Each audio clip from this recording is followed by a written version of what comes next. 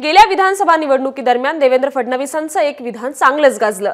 मी पुन्हा येईन, पण 5 वर्षांपूर्वी मी पुन्हा येईन म्हणणाऱ्या फडणवीसांनी यावेळी मात्र आपण मुख्यमंत्री पदाच्या शर्यतीत नाही असं स्पष्टच सांगून टाकलंय।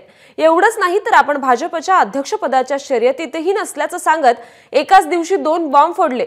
गंमत अशी आहे की काही दिवसांपूर्वी भाजपचे पक्षश्रेष्ठी फडणवीसच मुख्यमंत्री पदाचे दावेदार असतील असे संकेत देत होते, पण आता फडणवीसांच्या विधानानं वेगळ्या चर्चांना तोंड फुटले।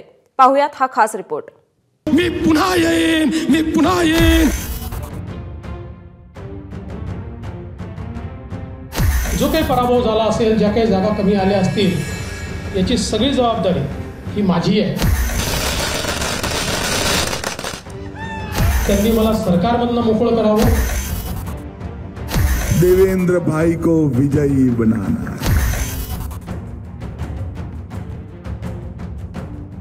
न मैं मुख्यमंत्री की रेस में हूं, न मैं अध्यक्ष की रेस में हूं। भारतीय जनता पार्टी मेरा घर है, जीना यहाँ मरना यहाँ, इसके सिवा जाना कहाँ।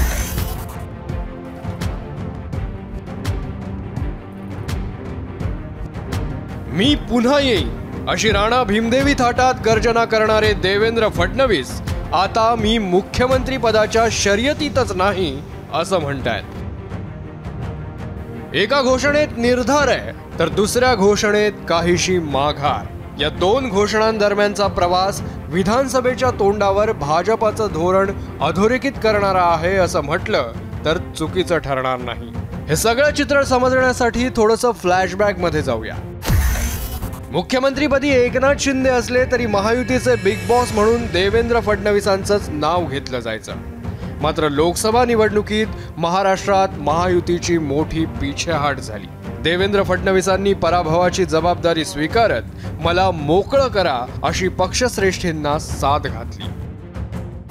जो काही पराभव झाला असेल, ज्या काही जागा कमी आल्या असतील, याची सगळी जबाबदारी ही माझी आहे, ती मी स्वीकारतो। भारतीय जनता पक्षाच्या शीर्षस्थ नेतृत्वाला ही विनंती करणार आहे की त्यांनी मला सरकारमधनं मोकळं करावं आणि पक्षामध्ये पूर्ण वेळ काम करण्याची त्यांनी संधी द्यावी, जेणेकरून ज्या काही कमतरता राहिल्या आहेत त्या कमतरता पूर्ण करण्याच्या दृष्टीने मला माझा पूर्ण वेळ देता येईल।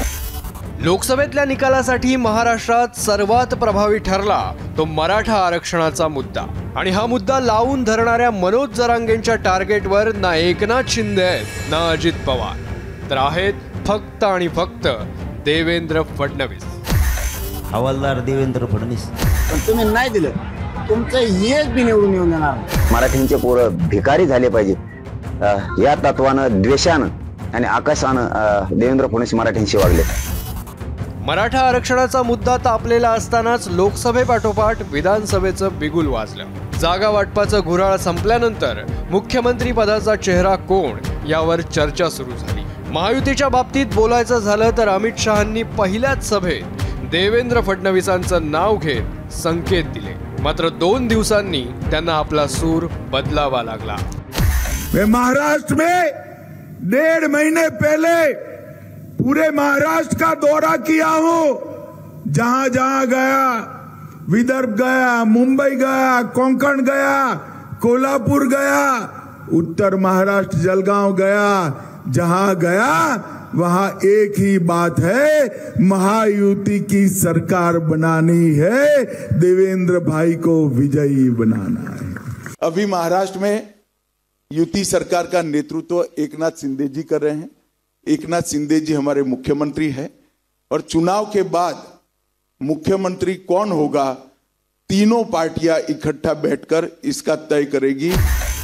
महायुतीतल्या मित्रांचं मन सांभाळण्यासाठी सूर बदलला की आणखी काही वेगळं कारण आहे हे अमित शहांनाच ठाऊक।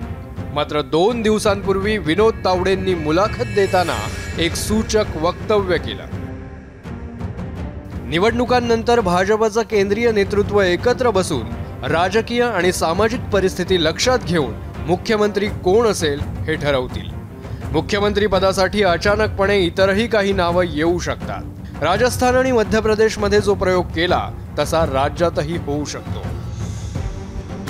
हा होता फ्लॅशबॅक। पिक्चर हिट केलाय तो देवेंद्र फडणवीसांच्या डायलॉगनं। फक्त मुख्यमंत्रीपदच नव्हे तर भाजपच्या अध्यक्षपदाच्या शर्यतीत नसल्याचंही त्यांनी जाहीर केलंय। न मैं मुख्यमंत्री की रेस में हूं, न मैं अध्यक्ष की रेस में हूं, ऐसी कोई रेस ही नहीं है। मैं ऐसे किसी रेस में नहीं हूं। भारतीय जनता पार्टी मेरा घर है, जीना यहाँ मरना यहाँ, इसके सिवा जाना कहाँ। और देवेंद्र फडणवीस एक ऐसा नट है जो कहीं भी फिट होता है। मुख्यमंत्री पदाच्या चेहऱ्याबाबत महायुतीचं नेमकं काय ठरलंय हे आम्ही विनोद तावडेंना विचारलं। तसंच तावडेंकडून दिल्या जाणाऱ्या प्रतिक्रियेवर फडणवीसांना देखील विचारलं।